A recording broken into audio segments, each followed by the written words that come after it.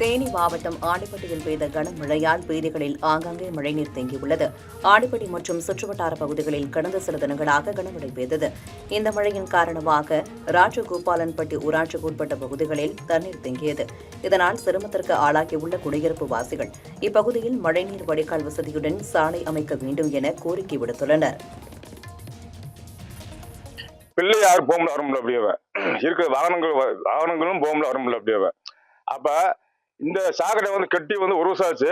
இந்த சாக்கடை கட்டும் போக என்ன சொன்னாங்க அப்படின்னா நான் ரோடு போட்டு விட்டுருவேன் அப்படின்னாங்க. கல் பதிச்சு போட்டு விட்டுருவேன் அப்படின்னாங்க. இன்னைக்கு வரைக்கும் எந்த இது இல்லை அப்படியே ஆக்ஷன் இல்லை அப்படியே. அதே மாதிரி பின்பக்கம் அந்த தெருவு பார்த்தீங்க அப்படின்னா குப்பையை ரோட்டை போட்டுருக்காங்க அப்படியே. அதுவும் பார்த்தீங்கன்னா எந்த விதமான இது இல்லை அப்படியே. ஆனால் நாங்கள் வரி கட்டுறேன். இது என்ன முடிவு எங்களுக்கு? கூடலூர் அருகே குண்டும் குழியுமாக இருந்த சாலையை ஆட்டோ ஓட்டுநர்கள் இணைந்து சீரமைத்தனர். தேவாலா பஜார் பகுதியில் சாலையில் இருந்த குழியால் அடிக்கடி விபத்துகள் ஏற்பட்டன. இதை சீரமைக்க வேண்டும் என பொதுமக்கள் பலமுறை புகார் அளித்தும் அதன் மீது நடவடிக்கை எடுக்கப்படவில்லை என கூறப்படுகிறது. எனவே ஆட்டோ ஓட்டுநர்கள் ஒன்றிணைந்து ஜல்லிக்கற்கள் மற்றும் மண் கொண்டு சாலையை சீரமைத்தனர்.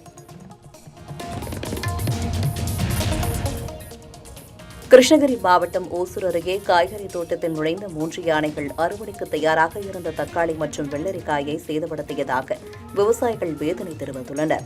தளி அருகே தேவர்பேட்டா வனப்பகுதியில் இருந்து வெளியேறிய 3 யானைகள் தொட்ட உப்பனூர் கிராமத்தில் நுழைந்து 1.5 ஏக்கரில் பயிரிடப்பட்டிருந்த தக்காளி மற்றும் வெள்ளரிக்காய் செடிகளை சேதப்படுத்தியுள்ளதாக விவசாயிகள் வேதனை தெரிவித்துள்ளனர். வனத்துறையினரின் மெத்தன போக்கால் யானைகள் அடிக்கடி ஊருக்குள் புகுந்து வருவதாகவும் குற்றம் சாட்டியுள்ளனர். வனத்துறையினர் மீது அரசு நடவடிக்கை எடுக்க வேண்டும் எனவும் விவசாயிகள் கோரிக்கை விடுத்துள்ளனர். மேகமலை அருவியில் சுற்றுலா பயணிகள் குளிக்க 3 நாட்களுக்கு பின் அனுமதி வழங்கப்பட்டது. மேற்கு தொடர்ச்சி மலைப்பகுதிகளில் பெய்த கனமழை காரணமாக மேகமலை அருவியில் வெள்ளப்பெருக்கு ஏற்பட்டது. இதன் காரணமாக சுற்றுலா பயணிகள் குளிக்க வனத்துறையினர் தடை விதித்தனர். இந்த நிலையில் 3 நாட்களுக்கு பின் நீர்வரத்து சீரானதால் தற்போது பொதுமக்கள் குளிக்க வனத்துறை அனுமதி வழங்கியுள்ளது. விழுப்புரத்தில் பொதுவழியை ஆக்கிரமித்து கட்டப்பட்டிருந்த அம்மன் கோயில் இடிக்கப்பட்டதால் பக்தர்கள் வேதனையடைந்தனர். பாத்திமா லே அவுட் பகுதியில் கடந்த 45 வருடங்களாக புவனேஸ்வரி அம்மன் கோயில் அமைந்துள்ளது. கோயிலின் அருகே உள்ள சண்முகம் என்பவர் தனது வீட்டுக்கு செல்லும் வழி அடைக்கப்பட்டுள்ளதாக கூறி உயர்நீதிமன்றத்தில் வழக்கு தொடர்ந்தார். இந்த வழக்கை விசாரித்த நீதிமன்றம் கோயிலை அப்புறப்படுத்த உத்தரவிட்டது. இதையடுத்து விழுப்புரம் நகராட்சி மற்றும் வருவாய் ஊழியர்கள் ஜேசிபி உதவியுடன் கோயிலை இடிக்கும் பணியில் ஈடுபட்டனர்.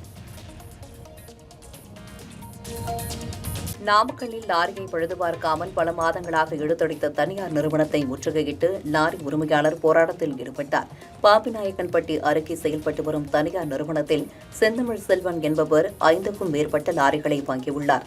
2023ஆம் ஆண்டு வாங்கிய 3 லாரிகளில் ஒன்று பழுதானதால் அதனை தனியார் நிறுவனத்தில் பழுதுபார்க்க நிறுத்தியுள்ளார். 9 மாதங்களுக்கு பிறகும் பழுது நீக்காமல் லாரியை தனியார் நிறுவனம் திருப்பி அனுப்பியுள்ளது. இதற்கு எதிர்ப்பு தெரிவித்து தனியார் நிறுவனத்தை முற்றுகையிட்டு செந்தமிழ் செல்வன் போராட்டத்தில் ஈடுபட்டார். பின்னர் செய்தியாளர்களிடம் பேசிய அவர், மனைவியின் தாலியை அடகு வைத்து வாங்கிய லாரியை பழுது பார்க்காமல் ஊழியர்கள் மிரட்டல் விடுவதாக குற்றம் சாட்டினார். என்னுடைய வண்டியை இங்கே ஷோரூம்லேயே வச்சுக்கிட்டு என்னோட டிரைவரை எடுத்துக்கிட்டு அவங்க இங்கே நாமக்கல் முதலப்பட்டியிலேருந்து டோல்கேட் வரைக்கும் தினசரி 3 தடவை போயிட்டு வந்தாங்க. இந்த வண்டிக்கு சர்வீஸ் போகிறப்ப 0 கிலோமீட்டர்னு ஒரு எக்ஸாம்பிள் வச்சுக்கிட்டிங்கன்னா சர்வீஸ் விட்டு அந்த வெளியே போகும்போது 300 கிலோமீட்டர். இதுக்கு டீசல் எல்லாமே என்னோட டீசல் போட்டு ஓட்டினாங்க. டிரைவருக்கு நான் சம்பளம் கொடுத்துருக்கிறேன். 45 வண்டி நின்னா ஒரு வண்டியினோட இஎம்ஐ மாதம் 1.5 லட்ச ரூபா கட்டணும். 2 மாதத்துக்கு 3 லட்ச ரூபா நஷ்டம். டிரைவர் சம்பளம் கொடுத்துருக்கேன், டீசல் போட்டிருக்கிறேன் நான். இதுக்கு கம்பன்சேஷன் கேட்க தரமாட்டேங்கிறாங்க. செங்கல்பட்டில் அடுத்தடுத்த 3 கடைகளில் பூட்டு உடைக்கப்பட்டு பணம் மற்றும் செல்போன்கள் கொள்ளையடிக்கப்பட்ட சம்பவம் அரங்கேறியுள்ளது. பெரிய செட்டி தெருவுக்கு ஹெல்மெட் அணிந்து வந்த 3 இளைஞர்கள் செல்போன் கடையில் புகுந்து அங்கிருந்து 5000 ரூபாய் ரொக்கம் மற்றும் செல்போன்களை கொள்ளையடித்தனர். தொடர்ந்து அடுத்தடுத்து உள்ள ஜவுளி கடைகளிலும் அந்த இளைஞர்கள் கைவரிசையில் ஈடுபட்டுள்ளனர்.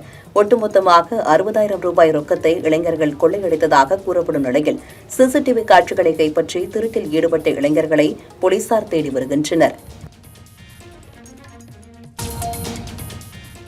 அறிவியல் குழுவில் உள்ள பல்வேறு வேலைவாய்ப்புகளை மாணவ மாணவிகள் பயன்படுத்திக் கொள்ள வேண்டும் என விஞ்ஞானி பிரபு கேட்டுக் கொண்டார்.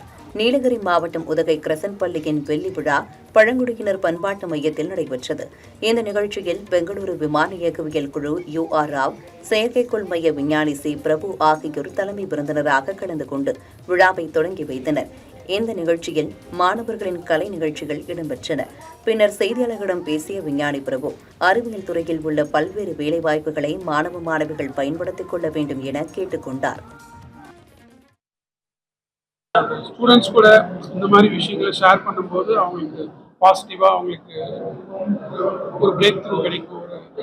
சயின்ஸில் நிறையா சயின்ஸ் சைடில் மேக்ஸு, ஃபிசிக்ஸு, கெமிஸ்ட்ரி, பயாலஜி இந்த மாதிரி எல்லா சைட்லேயும் ரிக்குவயர்மெண்ட் இருக்குது. அது அவங்க கரெக்டாக ஸ்டூடெண்ட்ஸ் அதில் ஃபோக்கஸ் பண்ணி அவங்க அதுக்கான எஃபர்ட் போட்டாங்கன்னா அவங்களாலையும் அதுக்குள்ளே போக முடியும் அப்படிங்கிறது எனக்கு அங்கே போனதுக்கப்புறம் தான் எனக்கே தெரிய வந்துச்சு.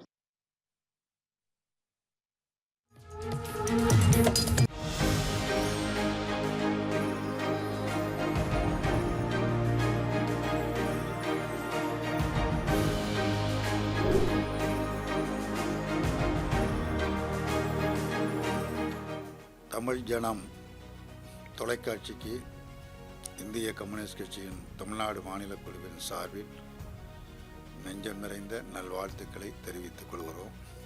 சிறப்பாக, செம்மையாக, தொய்வின்றி தொடர வேண்டுமென விரும்புகிறோம். தமிழ் கூறும் நல்லுலகத்திற்கு அதனுடைய அளப்பரிய பெரும்பணி நிச்சயமாக பயன்படும் என்று கருதுகிறோம். மீண்டும் தமிழ் ஜனம் தொலைக்காட்சிக்கு இந்திய கம்யூனிஸ்ட் கட்சியின் சார்பில் வாழ்த்துக்களை தெரிவித்துக் கொள்கிறேன்.